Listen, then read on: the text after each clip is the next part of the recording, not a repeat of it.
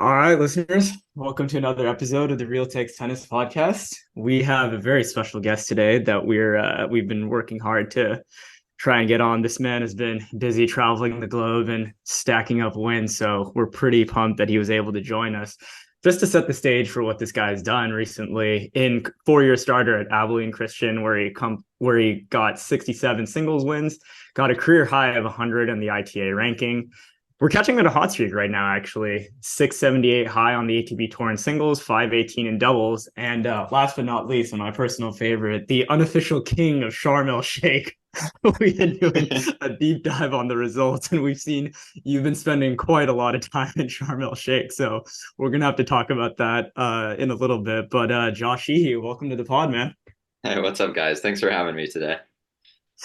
Cool, man. Well, let's dive right into we like to start this off kind of chronologically. Like, let's start off maybe at the start for you. I know you have a younger brother that also plays tennis, but talk to us a little bit about the like upbringing in terms of playing tennis and how you got into the sport in general.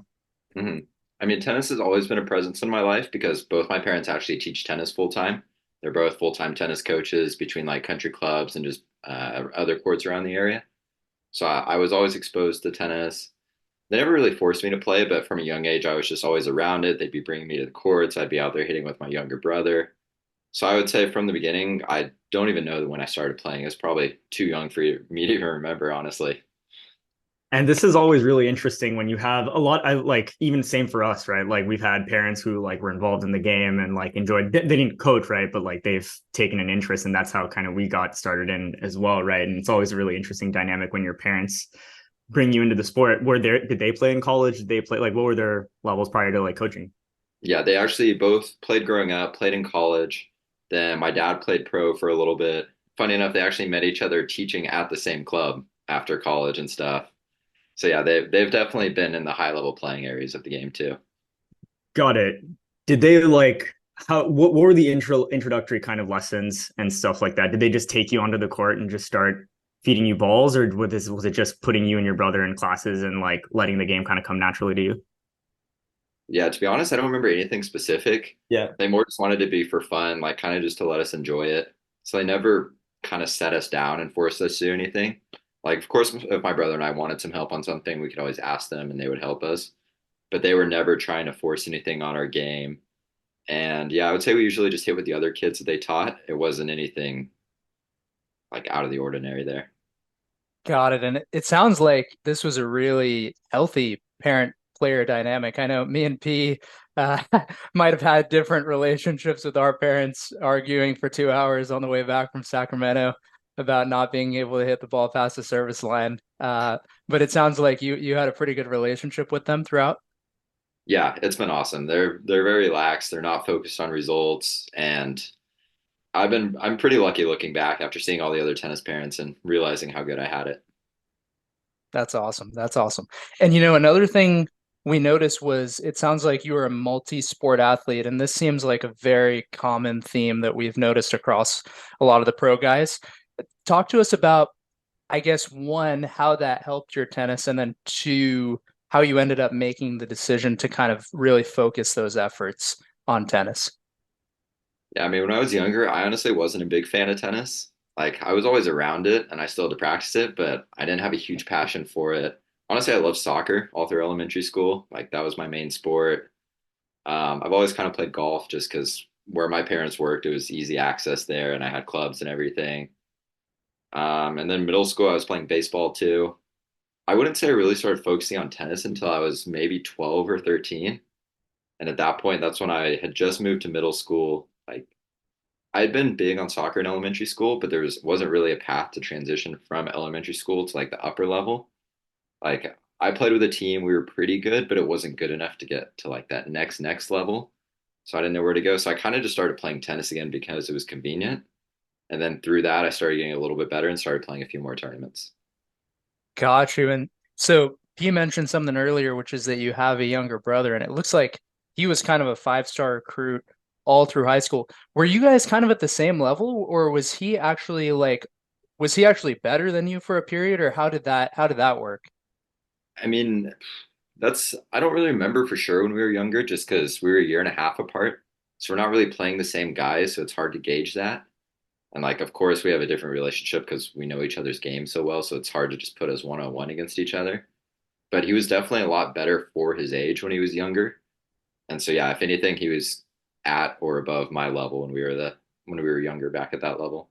Wow. Yeah, that's super interesting. I feel like usually P's an older brother. I feel like usually the older sibling is kind of the trailblazer sometimes, huh? Yeah, I agree with that one. The younger ones kind of see the path through, and it helps.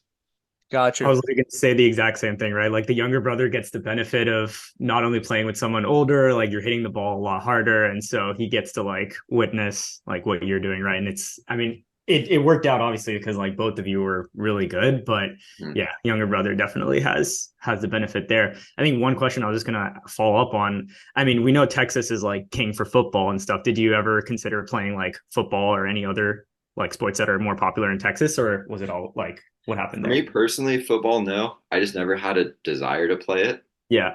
I mean, they actually tried to recruit me to be the kicker when I was in like elementary, middle school, just because of my soccer Soccer background. background? Yeah. Yeah.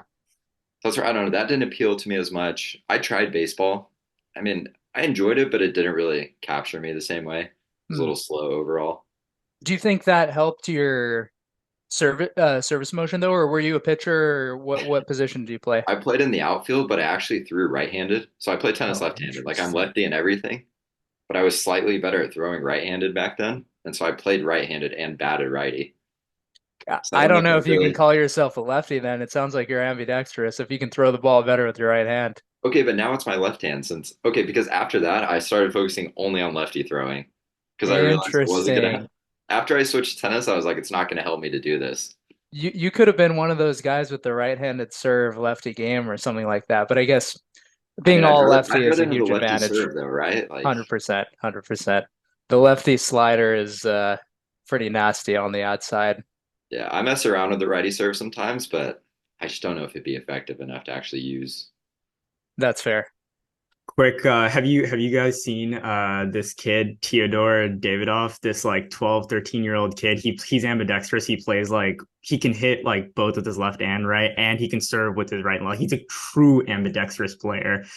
And I mean, I am he's I mean he's very successful for his age right now, but I like he seems hell bent on going pro at least based on all the interviews and stuff I've watched. But it will be very interesting to see if that can be exploited at the higher level because to my recollection, there was one other player who played pro who also had an ambidextrous game, but I think it's very tough to like do at the next level. Yeah, I've seen a couple kids doing that, and like it in theory it should be unbelievable because you Yeah, have access to all the weapons. weapons. I don't know, Yeah. maybe it's just kind of like an overwhelming amount of choice where you just don't know what to hit sometimes. More decisions, more problems. Cool. Why don't we go to like the kind of your junior background, like in Texas? Like obviously we know Texas is such a hotbed for tennis in general, right? And like talk to us a little bit about like the Texas scene for tennis and how you like continued to improve growing up. hmm I was pretty lucky because my age group was a very strong kind of couple of years that was going on in Texas. So I had a lot of good kids to push me all the time. And growing up in like in the Dallas Fort Worth area, there were a couple guys who trained at the club where my dad worked who were really good. And so I could just hit with them whenever I wanted to. And so I didn't really ever go to an academy necessarily. I would kind of just hit with other guys that were close to me. And so I think the proximity made a huge difference. And just playing tough guys every single week that I showed up to a tournament. Back then, like I'm guessing you know, like there was no concept of or like there was no idea in your head of like, okay, I'm going to continue to go pro, or was that always like the goal in the back of your And that mind? was way too far away for me, honestly. I didn't even know if I wanted to play college tennis back Tennis? then. Got it. That's crazy to think about, dude. Because one thing we noticed was when we were looking at your TR, your freshman year in 2012 in high school, you were 321, and you just made this meteoric jump. Which we've seen a couple times, but you went all the way up to top 50 in the country. What kind of changed during that period? Was it just the focus and the time on tennis, or were there things that changed about your game or your height, or talk to us about that meteoric improvement? Yeah, I kind of think it was a mix of everything that you just talked about.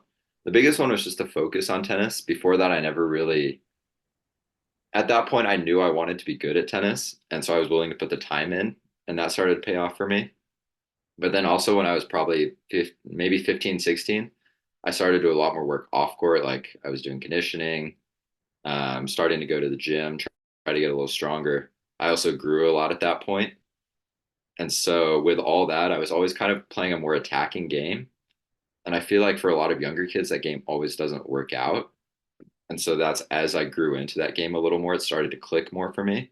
And I started seeing the better results. That is super interesting because that's one thing me and P have always talked about is how the strategy to win a match in the 12s is very different from the strategy to develop into the best player that you can be long term, right? Because in the 12s you see guys at top five in their region who literally just push and moonball. But it seems like you had that longer term kind of process focused mindset. Yeah, and that's not what I was thinking at the time because it's hard to plan it out when you're 12. But I mean, I think I can thank my dad a lot for that too, because he has got a little more old school game, so he was always getting me to develop volleys, like try to hit bigger, flatter balls at times when I could. And so I think once all that connected and clicked in my game, that's where it started to work. And you're talking to two back fence grinders here who are standing like 15 feet I've, beyond the I've had to base. learn how to play that game too. I taught myself how to do that.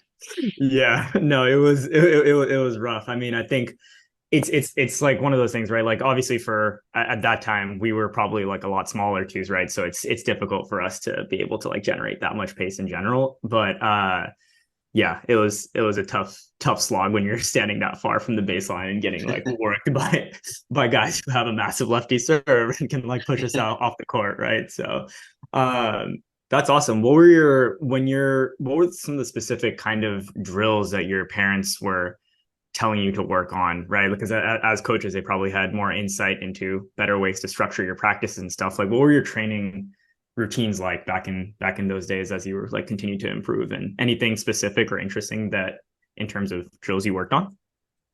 Maybe not specific drills, maybe more of the specific focuses like I was talking about, where Yeah. he would force me to just kind of like be in uncomfortable positions or hit uncomfortable shots that I might not have developed. And maybe I don't need them all the time, but just to have kind of more of an arsenal of shots to help develop at other times, I think that really helped me a lot. So, for example, like the volleys, I said, putting me in uncomfortable places there, like forehand, backhand slice from the baseline, which at the time you don't think it's going to make a huge difference. But as you start to jump the levels, you see how those little shots make that few percent difference. Mm. And what did your conditioning look like? I was just doing it by myself. I didn't have anyone really directing me. I think I just started going to a track that was kind of close to my house. I would like mess around with learning some 100s, 400s, just going on runs. There wasn't really a strategy to it in the moment. Oh man, you're a masochist. I definitely had my coach had to push me to do that. I'm definitely not running 400s on my own accord. Yeah, I think I was just messing around because I enjoyed it. Because I think I knew it might help me, so I was just trying everything. That's awesome. And then, P, if you don't have any more questions about juniors, I wanted to talk about that decision to play at ACU, right? I believe at the time that you were joining, were they D2? No, so they actually switched to D1 like 2 or 3 years before I joined. So they were fully playing a D1 schedule. We just had like 1 or 2 years where I couldn't play the conference tournament when I first came to college. Got it. And I think P had mentioned before this, we were listening to another pod and they mentioned that you didn't think you were like good enough to play at one of the top schools, but I mean you were knocking on the door for blue chip level. What was that decision to play at ACU, which, maybe may have not been a top school, but ultimately you had a great career there. Yeah, I mean, for me at the time, I think it was the perfect place that I could have gone because there were a couple of factors in there. Like, one, I did peak pretty late. So I didn't really have a lot of coaches, like any coaches that might have come at me if, let's say, I'd gotten better a year earlier. Some of those guys already had all the recruits lined up, so not much money left. And then two, I was just a little experienced with talking to all the coaches and seeing how the college process worked out. And so I don't think I fully got all the options that I could have gotten there. It's like by the end, it kind of just came down to like what I was familiar with, who I'd met in person, like all that. Like one of the coaches just set me down. He was like, I don't care if you go to my school or not. He's like, you just need to be informed about all these different factors and how this works. It's like in the end, it kind of just came down to ACU and A&M. So it was like one up here, one down here. So that it was a little more black and white. And for me at the time, I don't think I was quite good enough to play for A&M just because they were so strong. They had a lot of guys coming in, like three guys in my grade who were above me in like Texas and the US. And Wow. so I was going to go to ACU, get a great scholarship there. I knew a lot of guys on the team. So in the moment, it just all lined up. Got it. Yeah, I think that's one thing we always forget is that you're talking to coaches probably what, junior year, end of junior year. So Yeah, at I that think I point, don't know when it is now, but for me, it was they could technically start talking to beginning of junior year. got it. And at that point, yeah, it looks like you'd probably just crack the top 100, but I could see why, ranking wise, you didn't feel like you were all the way there to the point where you had like that unlimited optionality that, a lot of the top 50 guys might have. Yeah, exactly. And don't forget all the international guys that are out there too. It's just like I was just a little low on the radar at the time. Got it. Got it. And then maybe let's double click more a little bit into that decision. So it was between A&M and ACU. Was there anything about the coaches, players, or was it really just about you wanting to maybe have an impact right away in the lineup? Yeah, I mean, it was a tough decision for me because it's just such contrasting decisions that one, it was either go to like big school. Both of them had good coaches, A&M probably a little better overall at the time, but I knew I was going to be maybe on the bench for the first year or two, and like just competing even to be in the lineup. Whereas if I went to ACU, it would be one, it was a bigger scholarship, but I also knew I'd be making an impact in the lineup, like you said. And in the end, I decided like I'd rather go there, start with that. And then if I think it's not enough for me, or if I somehow get too good for that, I can always transfer to a bigger school. Purely like a hypothetical in terms of just like the peak level that you might have experienced after, like if you had gone to A&M versus if you had gone to ACU, what do you think the difference would have been if you had done either or, right? Because for ACU, you're getting the experience, right, or you're getting the experience by playing one and playing the best player that every other school is throwing at you, right? But like at A&M, like there's just a lot of depth in general, and you'd have to like fight your way to make it onto the lineup. Do you think like what do you think would have happened if you had gone to like A&M in terms of your peer level? Have you ever thought about that? Yeah, I was actually having that conversation with one of my old teammates the other day. It's funny you say that. Yeah. I mean the way I look at it, it's like at the time, I don't think I was good enough in singles, but I was a really good doubles player in the end of junior. So I think they would have kind of my thought is that they would have transitioned me more of like a doubles only guy and just made me focus on that. And so maybe I never would have realized that potential in singles, but also like getting to practice with all those guys every day, it's kind of impossible to tell what would happen there. Yeah, right. And there's And something to be said. who knows, like maybe I never saw the lineup, maybe I get discouraged and I quit tennis after 2 years. Like so many possibilities.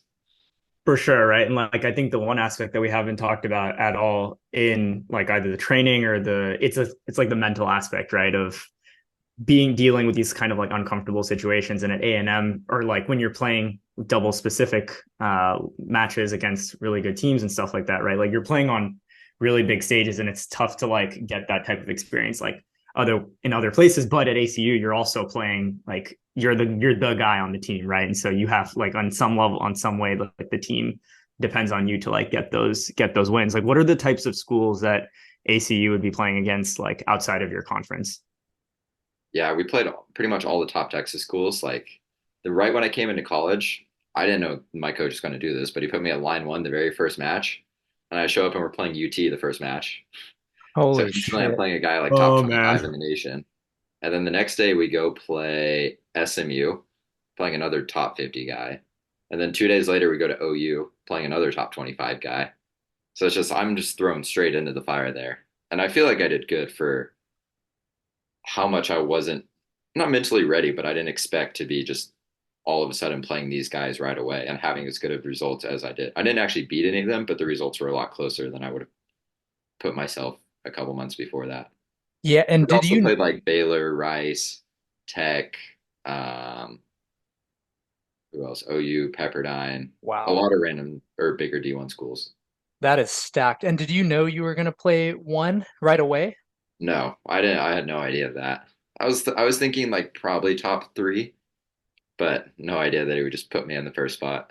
Wow. So yeah, you got thrown right into the fire. Was there anything that you learned kind of right away from playing those top guys about what it takes to get to that top 25, top 50 singles level in the country?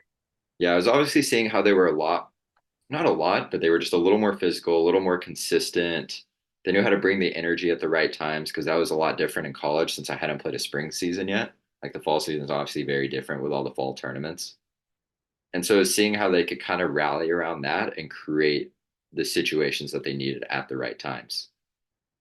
It's funny, right? Like I think especially when I was a kid, I always had this like vision in my head of like the guys who are blue chips or five stars, right? Like the reason why they're that is because they have like these tremendous weapons that are able to like help them do that. Like maybe they just hit the ball really hard and like I can't do that, right? And I feel like the better you get, it becomes like exceedingly clear that like the person who wins the game, like the match, right?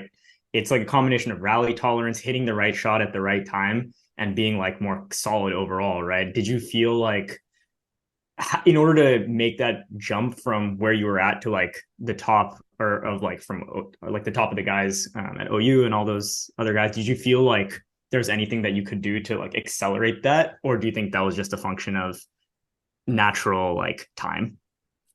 I mean, I think it did accelerate it for me seeing it right away Yeah. because my baseline was instantly moved up way beyond where I would have placed it kind of on my own. And so just every day in practice, I was motivated knowing that I'll have to do this, this, and this better to compete with those guys. So if anything, it kind of motivated me at that point. That's fascinating. And then, I want to switch gears for a quick second. I thought this was really funny as I was looking through kind of your bio was I don't know if this was after freshman or sophomore year, but it looks like you actually got some Big Four consulting experience in one of your summers. So talk to us about, I mean, you're a really smart dude. It sounds like you had balanced school and tennis really well kind of throughout your career. One, how'd you do that? And then two, talk to us about that summer in particular. How do you balance tennis and an internship? Because I remember my brother and I had to do that, and it was kind of a nightmare. Yeah, that was actually after my senior year, right after I finished playing tennis at ACU. Um, so I had done so I was finance and accounting in undergrad. I was always kind of leaning towards finance, but I just added accounting as a second major because there were only two or three extra classes, which were also the hardest classes that I took there, but that's beside the point. And so when they came around asking for Big Four interviews, I didn't really want to do it, but I kind of just did the interviews for practice, and I was like, at least I'll have these in the back pocket. Who knows what's going to happen.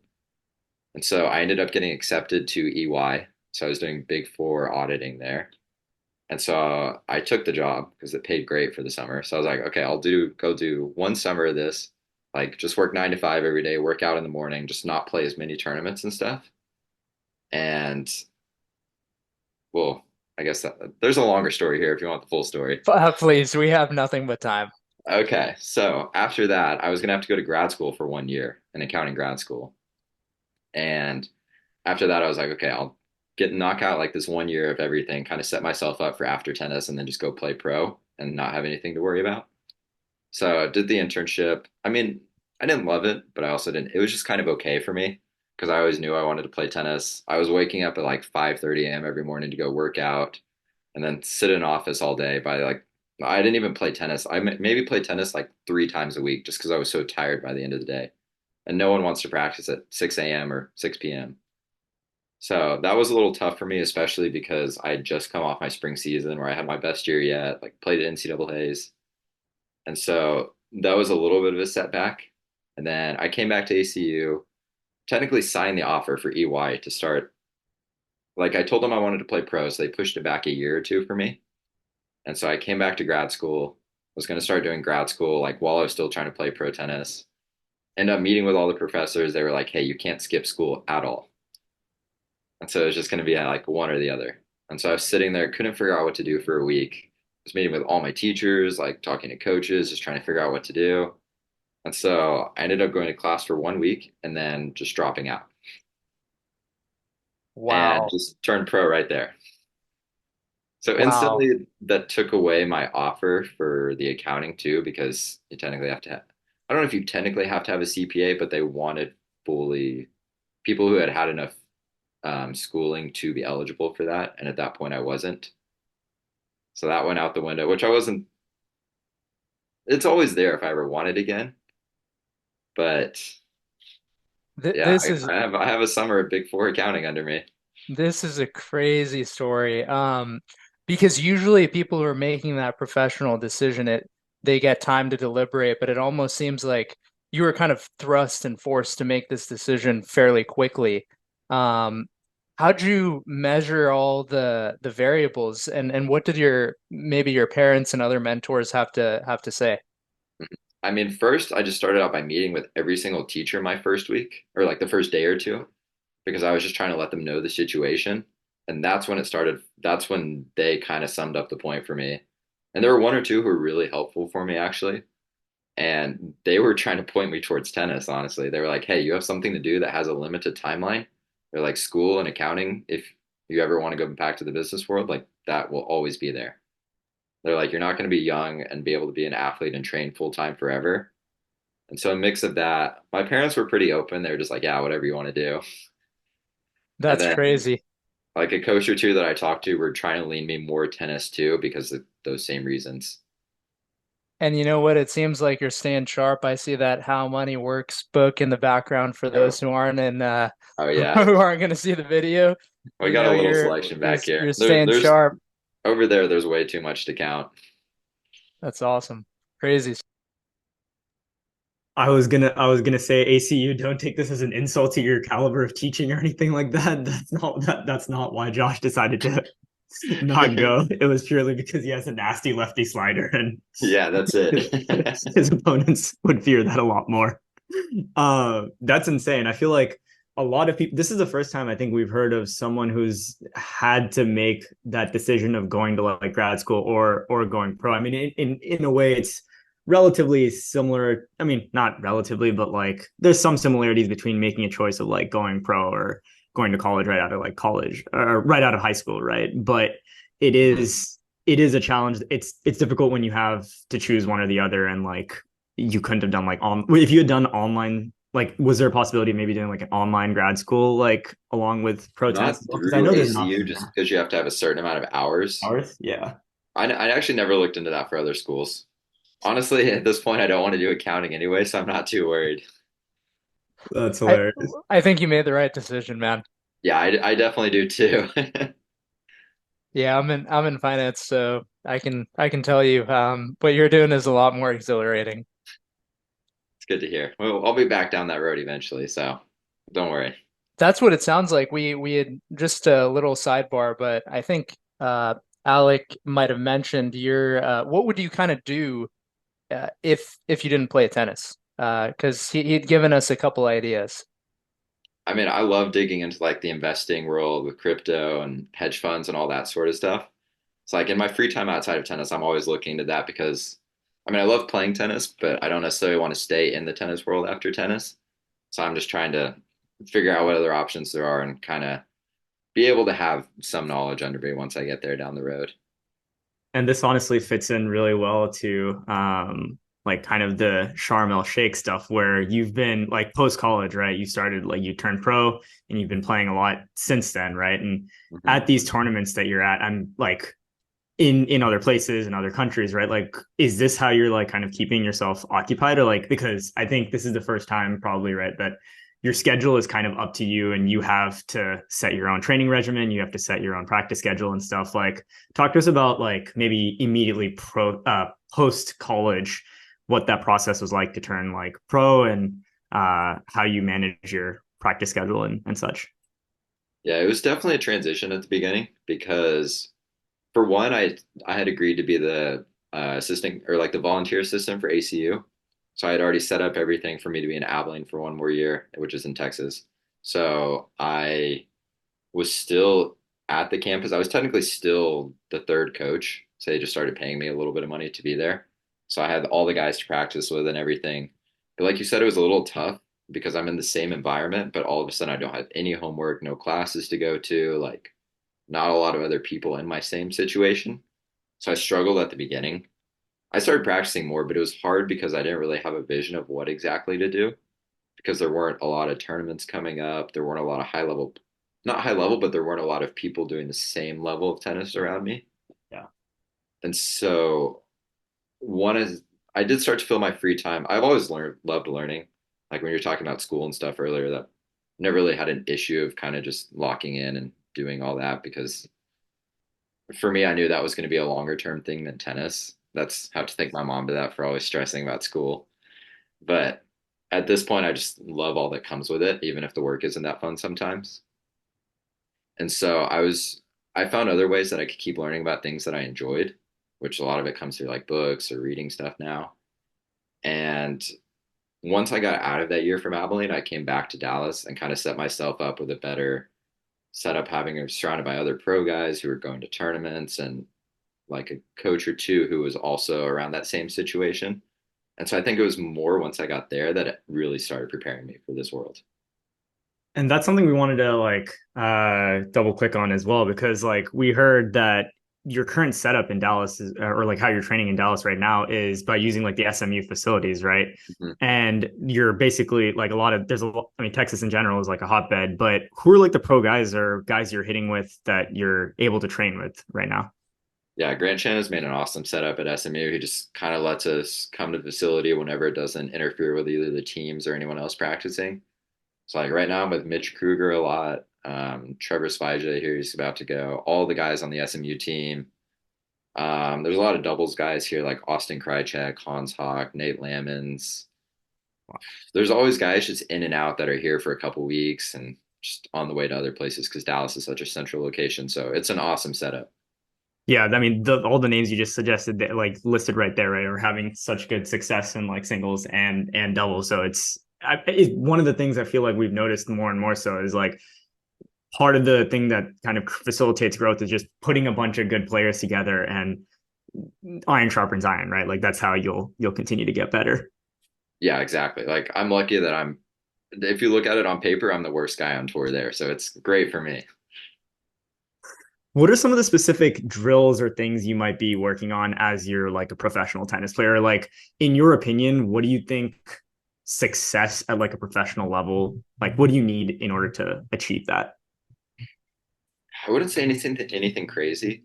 It Yeah. gets a little tricky at this point because I kind of have to pick whether I'm going to focus on singles or doubles for certain drills. Yeah. And like for me, where I am, I wouldn't say I'm ranked quite high enough to be getting into the next level tournaments consistently with either. So like I'm still trying to play both full time. So if I'm focusing on singles for the day, it's a lot more from the baseline, working on like being consistent, looking for, like you said, just being solid, waiting for the right chances, not trying to attack too early, keeping my fitness at the highest possible level I can get it. But then also mixing that in with like more runs coming to the net, trying to keep that attacking game style going, just working on reactions. It's it's sometimes tricky because there are so many things that you can work on, but you need to figure out what gives you the most value for the time that you're putting in. Right. And how has your fitness and diet and view of just improvement evolved kind of in this, maybe in the last, let's say, 6 years since you've been pro? In college, it was a huge help for me. Finally, I never had a fitness coach before college. So for someone to come in and really start helping me with that, I mean, I gained like 10 to 15 pounds of muscle in the first year and a half in college. And so that made a huge Damn. difference in the game, let me be a little more physical. Our coach was huge on the endurance part of everything. So that all of a sudden helped me too. And so those were things I didn't really know I needed to worry about as much. And so all of a sudden, like I didn't have to focus on those and I could just focus on the tennis once I was on the court. And so I struggled a little bit after college with that just because I wasn't in college. It's so structured having this done for you. And so I didn't have a specific fitness coach for myself after college. And I think that's something I wish I would have done a little earlier. I didn't start implementing that until about a year and a half ago. And that's when I would say about 6 to 8 months ago, that's my fitness. I felt like I hit my highest level again. And so it's just really, it helps a lot to offload some of those things to other people that can help Mm. you push yourself farther than you can push by yourself. Got it. And just one thing to quickly touch on is that freshman year, what did you have to do to kind of gain muscle and keep the cardio up at the same time? Because I know that's something that a lot of tennis players struggle with in particular. Did you just have to blow up the calories, or what did you do?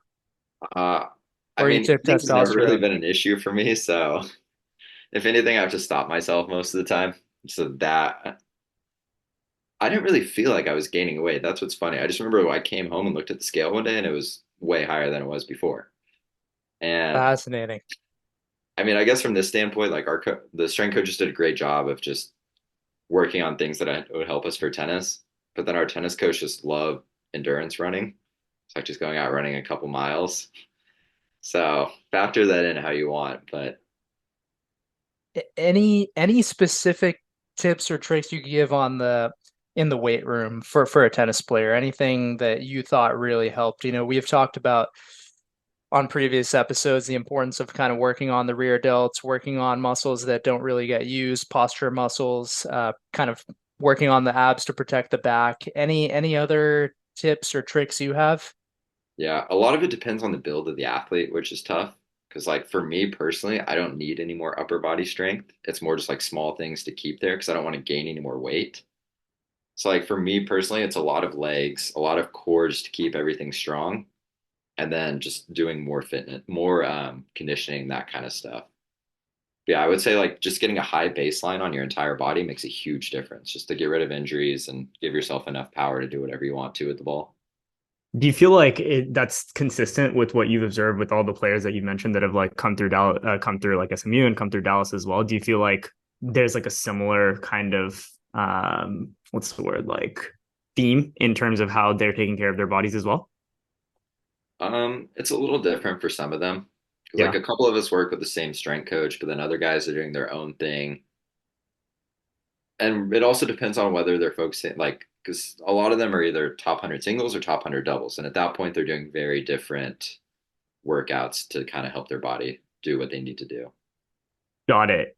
Maybe let's transition a little bit to like what you're like. This is what your setup is like when you're home at Dallas, right? Like in these other tournaments that you're traveling to, like talk to us a little bit about maybe like the grind of like tour life and how you're setting up your routines and what are some of the things you have to do in order to like maintain your level and feel good about like playing when you're in places like Sharm el Sheikh and and such.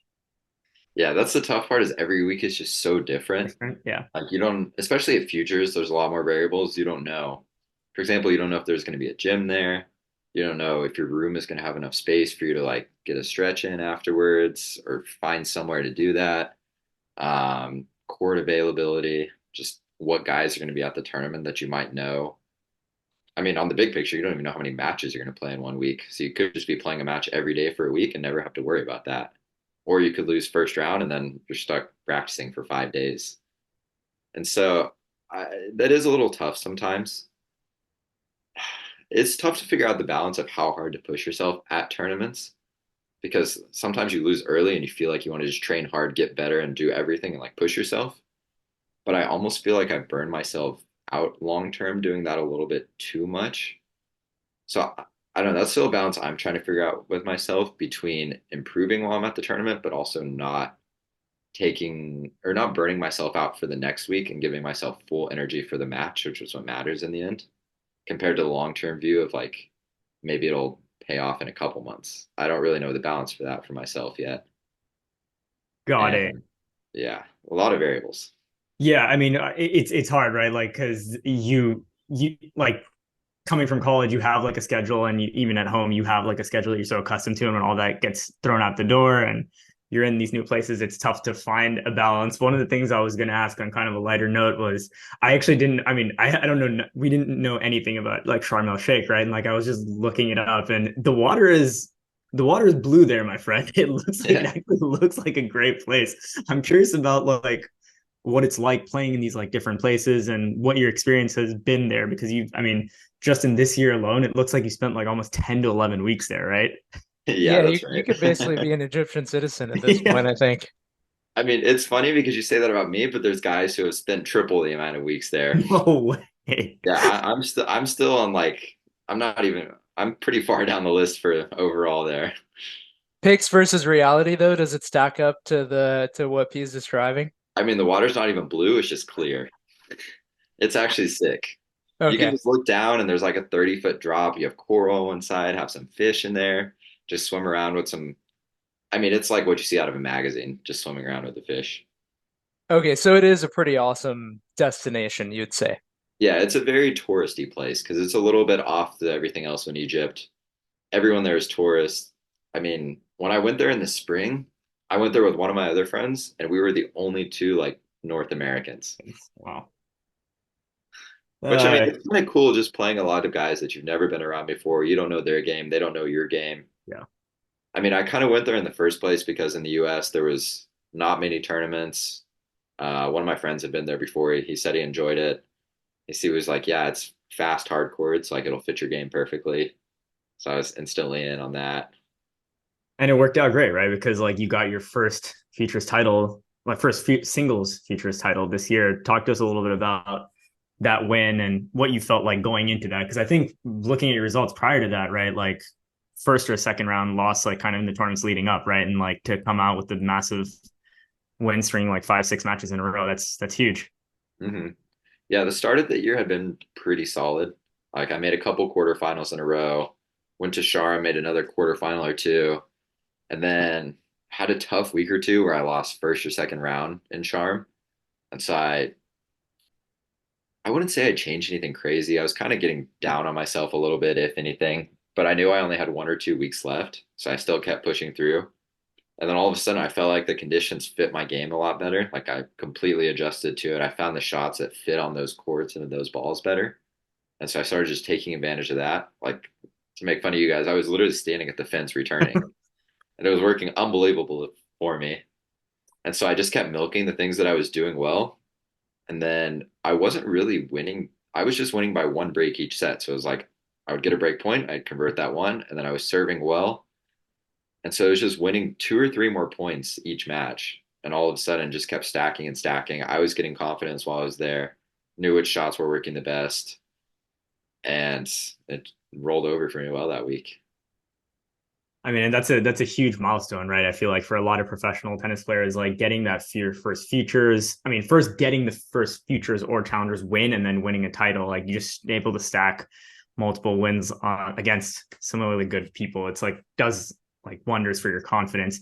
I'm curious, like now you're just coming back from having played the Champagne Challenger, and I'm curious, like from the level that you've observed in futures versus guys that are in the challenger, like Kovacevic, like Gibson's at this challenger as well, right? Like guys who are closing in on the top 100, top 200 kind of rank. Like what have you observed from the difference between guys at that level versus like guys who are playing on the futures, like in terms of the type of ball, or is it what you were talking about earlier of like the consistency and the rally tolerance is just much different? I haven't actually played a lot of those guys personally. Like the Yeah. challengers that I have played, I've been playing guys like 3, 400. Mm-hmm. So it's not like I'm coming up against those next level guys. Yep. But from the outside, it just looks like they do everything just a little bit better. Like they're less weaknesses, emphasize the strengths a little bit more. One of the biggest things is just treating things more professional. It's like once you get to challengers, you see guys like they come to a match, they have a specific thing they're going to do warming up to the match that gets them in the right headspace, which you might not see that out of futures. And then after the match, instantly just go to business, whether they win or lose, do the same thing, getting ready for the next day. Just keeping your body consistent and not letting anything else get in the way. And speaking of kind of keeping the body consistent, one thing that's really fascinating about your career so far, given the volume that you and stress that you put yourself under, how have you stayed so healthy and kind of avoided injuries? It really seems like you've been able to play a large number of matches every year since like freshman year of high school, pretty much. I haven't thought about it back that far. But yeah, in high school, I never really struggled with injuries. College, I had a few minor things. Like one time I was out for a month in a boot with a little foot injury, but luckily it was during the winter break. So it would just wouldn't show up with anything like that. Last year, I was actually pretty hurt. I was out from July to December. So I didn't play any tournaments for 6 months. And then, yeah, those are the only real problems I've had. I would say a lot of it is like I've been very good about stretching and recovering and keeping my diet pretty clean for the last probably 4 or 5 years. So I think that's helped eliminate a lot of the problems I could have. But starting this year, I started doing a lot more of like maybe the prehab, like the lighter weight stuff every single day. And that's helped take away any other small aches or pains that I've kind of had. I mean, it's funny, right? Like obviously Novak is the epitome of what we consider like professionalism in tennis, right? Like the guy revolves everything that the guy does in his day revolves around making him a better tennis player. And he talks so much about what he does for his body and stuff. I'm curious, do you get a chance to like when you observe these guys on TV or stuff, do you observe anything that you think can be applied to your game moving forward? And I'm curious, like moving forward, what are your goals for how you approach like next year, right? Now that you have this training block. Hmm. I mean, it's tough to see on when you're watching them on TV. It's tough to tell how their lives are off court. So I think it's a little harder to judge that Yeah. part. I mean, I definitely watch them to see their strategies, the way they're exploiting things. Like when I watch tennis, I kind of put myself in the player's shoes, and I think that makes a huge difference. So it's Yeah. kind of like you're playing the match and trying to see if you'd make the same decisions they do. But yeah, I would say a lot of the decisions for next year come a lot more with the scheduling for me, trying to figure out how to manage my like energy and body levels when I'm at a tournament, which for this year, I think I kind of overdid the volume a little bit, which it's also the first year I've played the full 12 months on tour. Like my first 2 years, I was only there for 6 months each time. One, just because with COVID, I started in June and then ended in December. Then last year, I was out half the year for injury. So there's a lot to learn from there on how to pace myself. And yeah, I'm excited to get a break right now because I was getting a little burned out mentally and kind of reset, work on a few things that I had seen glaring in my game the last few months, just get the fitness back up, get the body feeling fresh again. And I think it'll be good. We know Dallas is like a massive sports town. Are you a football or are you a Mavs or Cowboys fan by chance? Honestly, I don't keep up with any football. I live like 5 minutes from the Cowboy Stadium, but never really watch the games. I've never been to a Mavs game Very either. un-Texas of That's on you, my list for honestly. this year. I was gonna say, in order to, if you want to take a break, you can watch the Cowboys and Luca roll over the rest of the league. But yeah, No, since the you Mavs game is happening this winter break. I've never been to one. okay, well then yeah, you'll for sure be able to catch fun. Both of us are massive basketball fans, right? And so we're able to keep pace on the rest of the league. But yeah, no, I think we got one final segment before we close out. Yeah, Josh, we don't want to keep you too long given it's off season and you deserve the rest, but we want to do a quick rapid fire round to close out. Just first thing that comes to mind, just a few questions. Okay. All right. Let's go favorite city. City, Dallas. Favorite movie. Interstellar. Oh, that's a good one. Favorite book. The Bible one, reality transurfing is the another one. Who's the second one by? I think the Dim Zealand or something.